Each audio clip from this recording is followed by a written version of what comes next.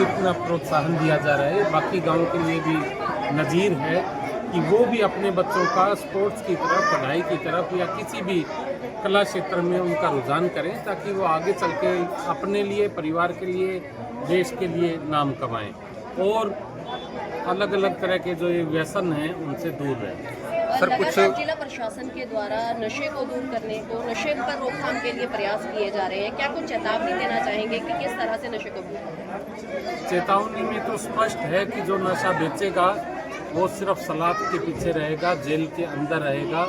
और दूसरी इसके अंदर ये है कि यदि उनके पास जो भी उनने प्रॉपर्टी बनाई है, उस प्रॉपर्टी के ऊपर जो भी कानूनन कार्रवाई बनेगी उनकी प्रॉपर्टी जब्त की जाएगी।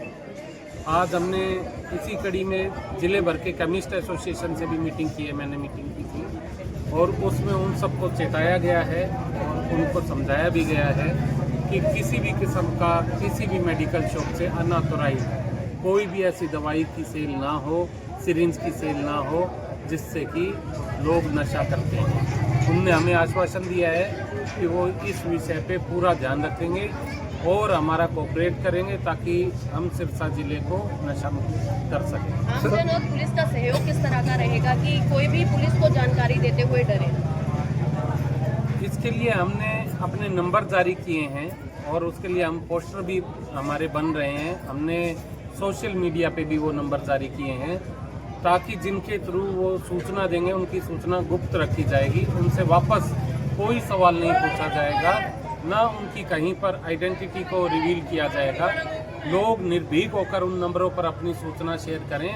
आगे का काम हमारा है, जो नशा बेचता है उसका इलाज हम करें। सर, लोगों की मनोवृत्ति बनी हुई कि अगर सूचना देते हैं तो कहीं ना कहीं एक्शन नहीं हो पाता, तो मान के चले कि अब एक्शन भी होगा उसके ऊपर। बिल्कुल, सूचना दी जाएगी तो उसके ऊपर वेरीफाई करके अप्रोप्रिएट एक्शन ली जाएगी, ये मैं आपको आश्वस्त करता हूँ। सर, कुछ गांवों में जैसे अभी पिछले दिनों भी बच्चे डेथ हुई है कईयों की नशे की वजह से, क्या प्रशासन ऐसी कुछ गांवों को चिन्हित करेगा जहां प्राथमिकता से कुछ अलग से काम करने की जरूरत है? हमने ऑलरेडी चिन्हित कर लिए हैं और उन गांवों के ऊपर काम शुरू हो गया है। उन गांवों में ना केवल डी एडिक्शन के ऊपर काम किया जाएगा क्योंकि डिमांड और सप्लाई का डायरेक्ट रिलेशन है, इसके अलावा वहाँ पर हम अवेयरनेस कैंपेन भी आयोजित कर रहे हैं। प्लस जिस प्रकार से इस गांव में अच्छा काम हुआ है, हम यहाँ विजिट कर रहे हैं, बाकी गांवों को भी प्रोत्साहित किया जाएगा कि वो अपने युवा वर्ग को, अपने बच्चों को खेलों की तरफ या अन्य इस प्रकार के कला क्षेत्र में उनको डालें ताकि वो अपने समय का, अपने क्रियाकलाप का सही यूज कर सकें और नशे की समस्या से दूर रहें।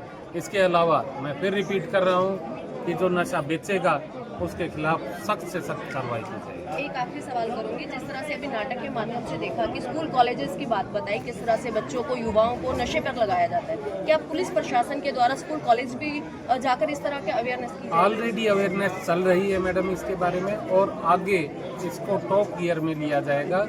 बल्कि मैं खाली पुलिस ही नहीं, सरकार के अन्य विभागों को भी इसके अंदर समायोजित किया जा रहा है और ये हमारा मिला जुला कार्य है।